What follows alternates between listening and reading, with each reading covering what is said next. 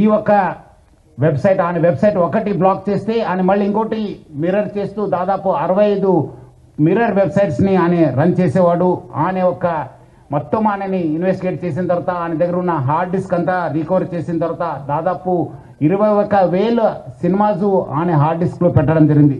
మొత్తము పాత ఫిలిమ్స్ అయిన గాడ్ ఫాదర్ మీ అందరు కూడా తెలుసు, చారిత్రాత్మక ఐతిహాసిక ఫిలిం అయిన గాడ్ ఫాదర్ అంటే 1972లో ప్రొడ్యూస్ అయిన ఆ మూవీ నుంచి మొన్న వచ్చిన ఓజీ మూవీ దాకా కూడా ఆయన దగ్గర ఈ ఒక్క హార్డ్ డిస్క్లో ఉండడము మనము చూశాను. మొత్తము బాలీవుడ్ టాలీవుడ్ అందరు కూడా ఈయన చాలా మూవీస్ ఆయన దగ్గర ఉండి చాలా నష్టం జరుగుతుంది.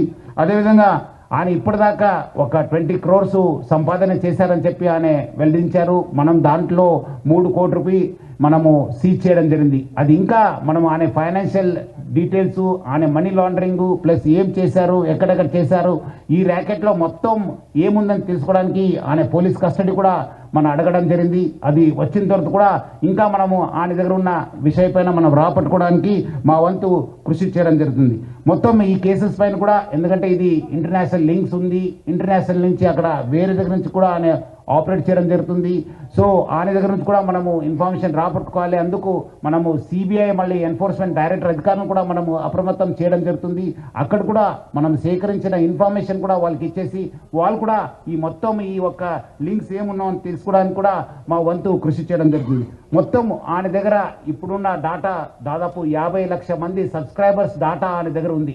అంటే మీకు తెలుసుంటుంది, డాటా ఈజ్ పవర్ఫుల్. ఈ ఒక్క ఆధునిక యుగంలో మోడర్న్ టెక్నాలజీలో డాటా ఈజ్ పవర్ఫుల్. ఎవరి దగ్గర డాటా ఉంటుంది వాళ్ళు చాలా పవర్ఫుల్ ఉంటారు.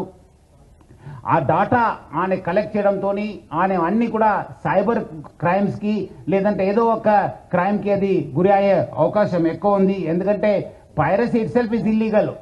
ఎందుకంటే పైరసీ అనేది ఇల్లీగల్.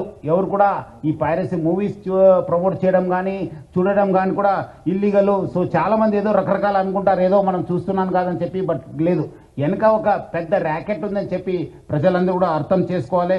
ఈ అన్ని కూడా మీ డాటా అంతా డార్క్ వెబ్లో లేదంటే ఏదో ఒక వెబ్లో మీకు అవైలబుల్ ఉంటున్నావు. అది సైబర్ క్రిమినల్స్ వాళ్ళు వాడుకోవచ్చు, లేదంటే ఎకనామిక్ ఆఫెండర్స్ యూజ్ చేసుకోవచ్చు, లేదంటే వేరే క్రిమినల్స్ కూడా మీకు ట్రాప్ చేసే అవకాశం ఉందని చెప్పి